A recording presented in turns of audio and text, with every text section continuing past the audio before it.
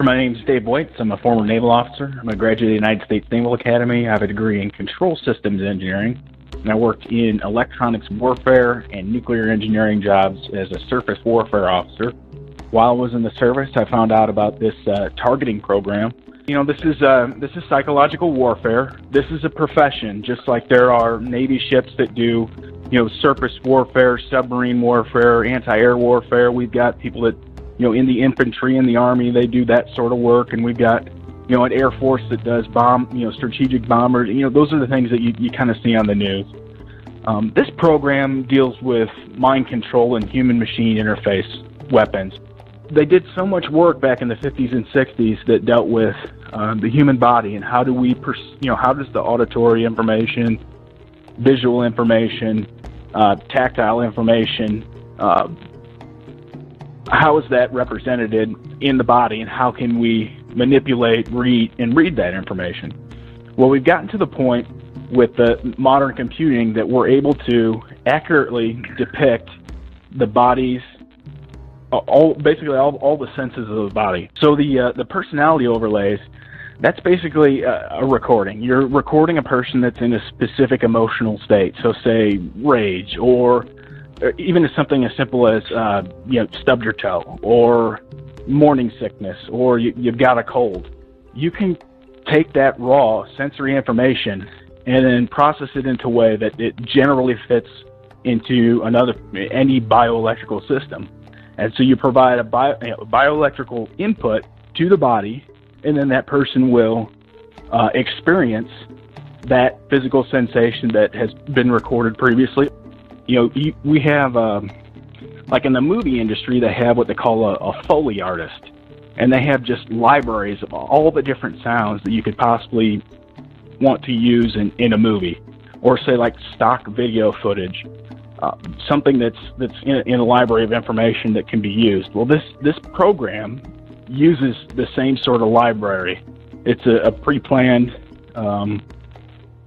existing library of information that can be played onto a person's bioelectrical system. And V2K is kind of a colloquialism for technologies that can provide auditory input into the body.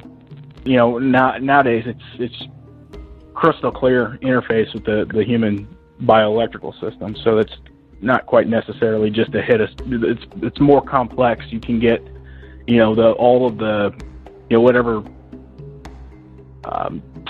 school of psychology you follow. If it's whatever different psychologists will say there's like 7 basic human emotions or whatever. You can get into even some of the submodalities of each of those with this technology.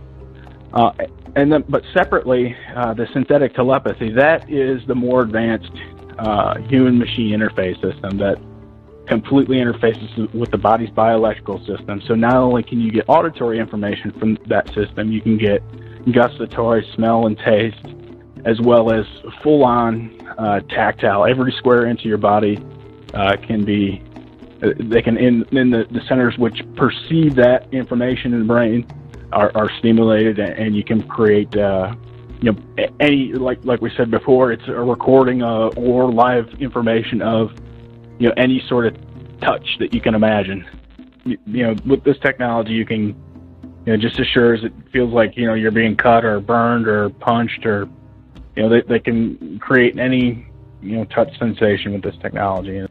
It's kind of a completely bidirectional system that could hurt you. They can hurt you while they talk to you and hurt you at the same time. So it's full-on torture with this system. So when you're talking about creating kind of like a conflict within the person, that's like some of the, if you start any process, it starts out people doing it by hand, and then eventually they automate it. So a lot of this is done with algorithms. So, a lot of the, in the past, say in the, whatever it was, 60s, 70s, 80s, where they would have to do this type of co-intel type of attack, it might be labor intensive. You might have to hire, 30 guys or 40 guys to pull one of these programs off. So at some point, they wanted to automate it and go, repurpose their operatives for other assignments. And so what they came up with was what they call a psychotronic mind virus. That's kind of passé term or outdated. But it's just the idea that you automate this psychological warfare process. So you have a system that is able to interface with the body and provide the sensation of touch. And for a lot of targets, what they'll do is they'll split the body in half and make all the touches on the, say, one side of the body, they'll condition it to like no, or they'll condition the right side of the body to yes. And between just with those two words, being able to communicate no and yes, you can cause a lot of inner turmoil just by being contradictory with the person. So I guess the best way to explain it is they used to have these games, were question and answer games that you would play with a computer. I think it was back in the 80s or something like that. And it was the forerunners of like artificial intelligence. And just by playing a yes/no game, you can cause a lot of strife with the person, contradicting them, and then anything that would build confidence, you try to negate that, and then anything that would cause them to be upset, you reinforce that. Or depending on where the program's working, they try to induce manic and depressive states. One of the key one of the key elements to any psych warfare program like this is sleep deprivation. So when you're in a vulnerable state, it's just one of those things that they'll amp up. And two, from my experience, it seems like if you're concentrating on something and you're intent, if you're doing work that involves a lot of physical movement or concentration, it seems to be more of your focus is taken away, and I think it's a matter of focus. So when you're lying down to sleep, you're less focused, and then it's just a situation where when you're in a different state of mind like that, less focused, that the system is able to have a larger input, and so that it kind of goes to work on you in that sense.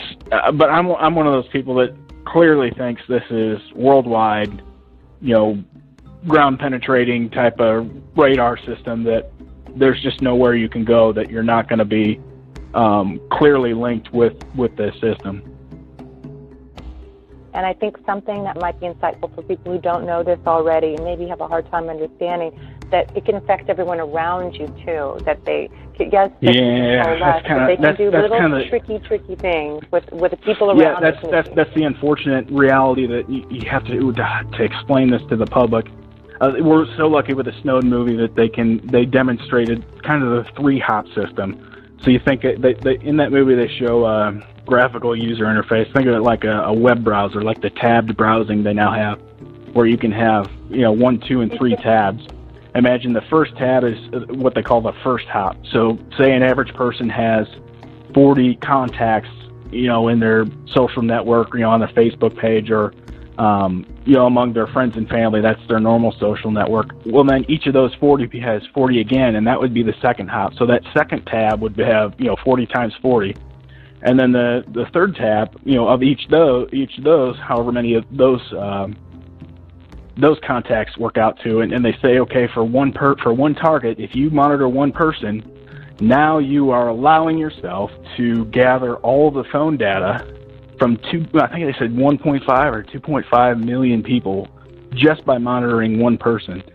And so it seems like there's a similar situation here. If they take, say, whatever it is, 10,000, 20,000 targets, and they're putting those targets on this system, if they go 3 hops out, they kind of give themselves permission to really put everyone on it. And it's such a stretch for people to understand that it's not just TIs.